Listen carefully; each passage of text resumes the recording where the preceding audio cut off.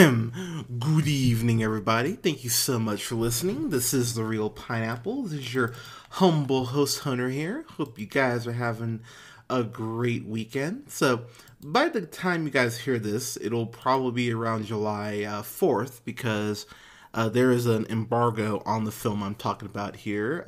So, we gotta wait till around the 4th of July. So, the film I'm reviewing today is Irresistible, starring Steve Carell and Rose Byrne in a Jon Stewart joint. Jon Stewart, of course, from The Daily Show with Jon Stewart fame. And I have feelings on this movie. So, if you guys have listened to the podcast for any length of time, you guys know I'm a big fan of Jon Stewart. While I'm a big fan, or have become a big fan of Trevor Noah since he's taken over the Daily Show, I really believe Jon Stewart is one of those voices that we need right now, especially right now with how divided things are. I think Jon Stewart is an incredible voice, and I really think we need more of his voice. Big fan of Death to Smoochie and The Faculty too. I think Jon Stewart is just genuinely wonderful. So when he came out with that film Rosewater, I remember going, okay, Jon Stewart's directorial debut, and he helped write the script. Like, let's go. And I think Rosewater is an okay movie.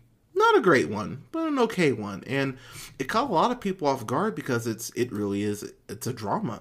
This is more in the vein of something that I feel like people were expecting from Jon Stewart. But to be honest with you guys, it is a bit of a disappointment. So Steve Carell stars as a Gary Zimmer. He worked on the Hillary campaign. He's been a political advisor, helps with campaigns. The movie starts off with him going ahead and being back in 2016, working for the Hillary Clinton campaign, and of course Trump winning, boo, and going ahead and regrouping in present time in 2020, trying to go ahead and figure out what the political landscape looks like now moving forward. And I think that in itself is a very interesting notion and a very interesting conversation that we do need to have. We look at all the protests and everything going on because of George Floyd, and just how it feels like there is a seismic shift as far as things might truly be changing for people of color. The film comes out in a very interesting point now, just because that is a conversation we're having. Gary's direct adversary is Faith Brewster is her name, played by Rose Byrne, who, I gotta be honest, I'm a huge fan of Rose Byrne. Damages, I think that show is criminally underrated. I love I was gonna say I love Melissa McCarthy. That's not true. I love Rose Byrne and Spy. That's why I was thinking Melissa McCarthy. And Neighbors. We haven't reviewed Miss America or Mrs. America yet, but I will be as we get closer to the election. I thought, spoiler alert, I thought it was great. And I think this is where the film has an identity crisis from jump, because Rose Byrne is definitely playing Faith more as kind of almost like a caricature of a Republican. She's being very slapstick and, telling Gary to like suck her metaphorical dick and shit like that. I'm sitting there going, wow, okay, that's aggressive. And Gary is, we have to have this conversation about Steve Carell. I know people love Steve Carell. I'm a fan of Steve Carell. But you're not winning an Oscar, dude. Like you're not. We need to. You need to hear that again. You are not winning an Oscar. And when he's not trying to win an Oscar, it feels like he's just playing Michael Scott. I think the guy is incredibly talented. I think he can be so goddamn funny. But it's been about, I would say, 4 years since he's been in something that I really adored, and that was The Big Short. Ever since then, he's done, he was good in Vice, I'll give him that. But, he did Welcome to Marwin. He did The Morning Show, which I watched a couple episodes I was not a fan of. I haven't done a review proper for Space Force yet, but I have some thoughts on him on that. And it's very frustrating to see Steve Carell, because I think he can be a great actor. But he falls into way too many Michael Scott isms for me. There are these points where he's like, "Oh my god, what's going on?" And it screams Michael Scott as I hit my keyboard for no reason. But I didn't like Carell's portrayal of Gary here. He is supposed to be playing that out of touch person who doesn't understand, how the small town works. And that is just a trope for me that drives me fucking insane, because it's that Sweet Home Alabama bullshit where it's like, oh, we're in the middle of nowhere. You city folk don't know about how it is to be a real American. It's like, oh, for fuck's sake. And that shit is so incredibly irritating over a 2-hour film. But I will say Rose Byrne and Steve Carell, they do have some comedic chemistry, even if the dialogue that's being written for them is not sparkling. I can't even find her name on IMDb, but Mackenzie Davis is in this. She plays Chris Cooper's daughter, Jack Hastings. Mackenzie Davis, you guys know from the last Terminator film, which if you've listened to that review, you know how much I hate the latest Terminator film. I think it is ass squared and how bad it is, but it was really cool to see Mackenzie Davis in a role that I think she could really excel in if she gets a better script. She is very naturally charming and charismatic, and like I said about Terminator, she does have a great screen presence about her. There are scenes with her and Steve Carell where I think she carries the scenes, if I'm being honest, and she's been acting a lot less than Carell has, so it was actually cool to see her kind of step up in that sense. Chris Cooper, I need to sing Chris Cooper's praises here, because if you guys have listened to our review of A Beautiful Day in the Neighborhood, which if you haven't, you should, he was great in there, and he had some scenes with Matthew Reyes that I thought were just so genuinely wonderful, and he gives a speech about immigration early on in the movie, which is how he ends up on Gary's radar. I thought that speech in particular was so well handled, and there's a speech later on where he's at this benefit dinner for his campaign, and he's talking about how, this is essentially a shell game, and why do I have to come to Washington to beg for money for a campaign that's in Wisconsin? And when I sat back and I heard him say that, I went, wow, that's a very good point. And the movie has these little blitz where you go, oh, that's a very good point on that, or oh, that was clever. But the problem is this film is over 2 hours, and it feels like 2.5 at some points. It just goes on and on. I was watching this and I thought I was maybe an hour and a half in, and I was only 40 minutes in. I'm like, wow, it should not feel like that. I shouldn't be not dreading this movie, but I shouldn't be this bored for something that wants to go ahead and speak to me. Jon Stewart wrote this movie clearly for people who aren't voting, and for people who just want to feel like someone is speaking to them. So in that aspect, I completely understand what Jon Stewart was going for. The problem is that while you look at The Daily Show, and you look at some times where Stewart would definitely take CNN or Fox News or whomever to task, this movie is so worried about, I think, just getting your attention and going ahead and letting you know, like, hey, you can go ahead and vote. It doesn't want to go ahead and sway you either way, so it comes across very milquetoast. It comes across very inoffensive. The best way I can describe it is if you've ever gone to Vacation Bible School, you remember how they would give you those store brand crackers? They, because it's a church, they can't, skip for, name brand. Like, they'd give you those, like, shitty animal cookies that are, like, not even Walmart brand, like, below Walmart brand. That was your snack. That's the best way. That's what this movie essentially is. It's not going to offend you or piss you off.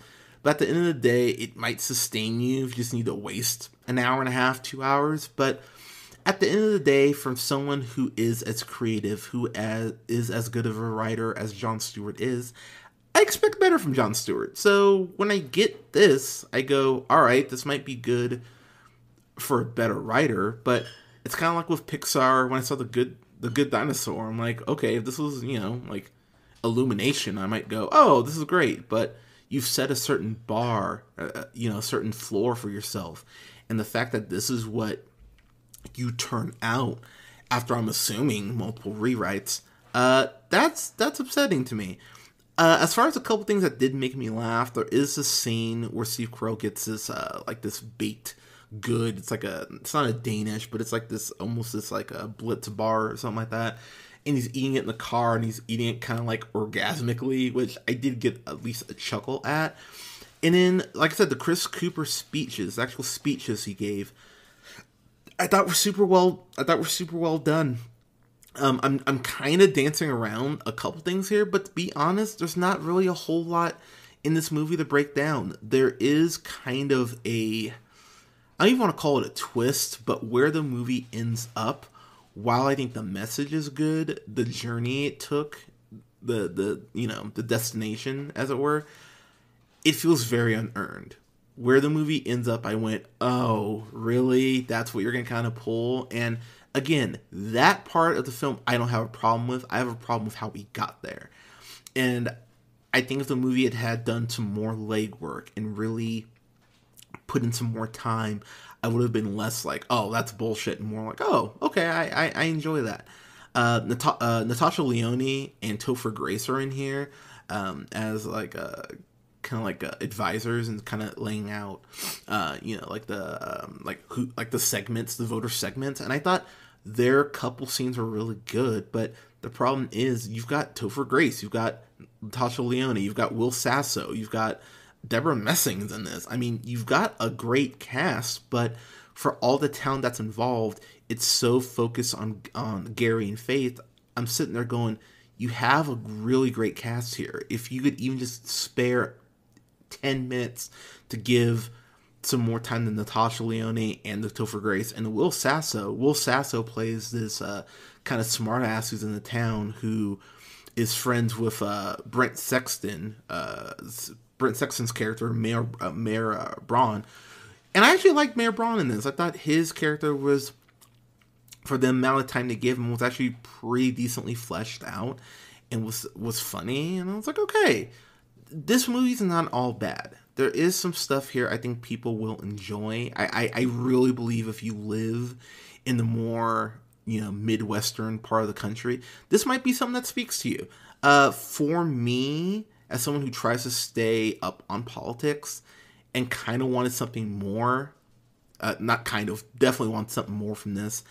And the fact that this is all I got, I was disappointed by that. I definitely wanted more from this. So, damn, I'm really thinking about what to give this. So this is no means like a go fuck yourself. I wasn't like angry watching this. I was just really bored out of my mind at points. This is unbuttered toast.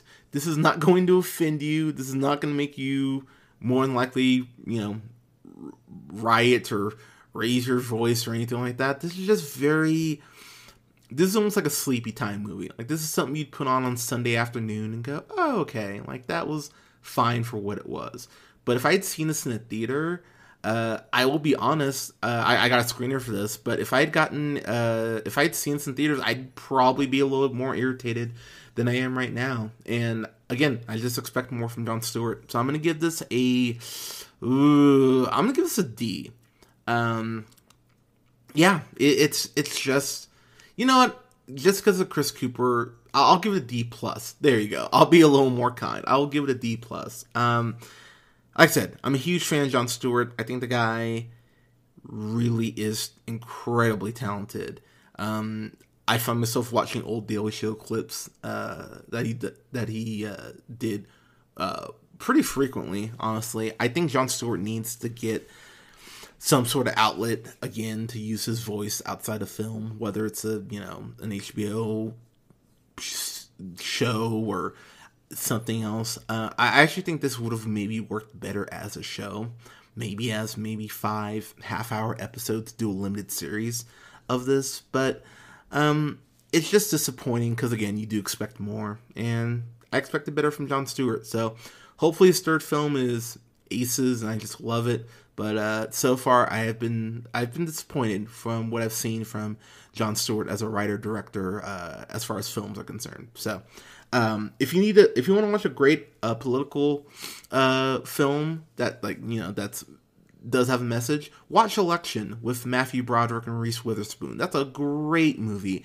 And to be honest, I'm blanking off the top of my head to think of a film that's taken that road as far as politics and has been as effective as Election was. And Election was, what, 98, 99, I think that came out? So, yeah. So, yep, hopefully next one's better, John. But, guys, when you see Irresistible, let me know what you think. I'd love to hear you guys' thoughts. You can go ahead and like us on Facebook at The Real Pineapple. Go ahead and follow yours truly on the Twitter at JHunterRealPineapple. You can follow Scott on Twitter at Nearman1st. And you can follow Colin on Twitter at The Real O'Neill. That's REEL O'Neill. And you can go ahead and like, share, and subscribe. Find us on SoundCloud, Apple Podcasts, Google Podcasts, Podbean, Stitcher Radio, Spotify, and iHeartRadio at The Real Pineapple. When you guys listen to this, I don't know when I'm going to post this, so I don't know what we'll have coming up for new reviews, but thank you so much for your support, guys. Please stay safe out there, and we'll talk to you guys soon. You take care.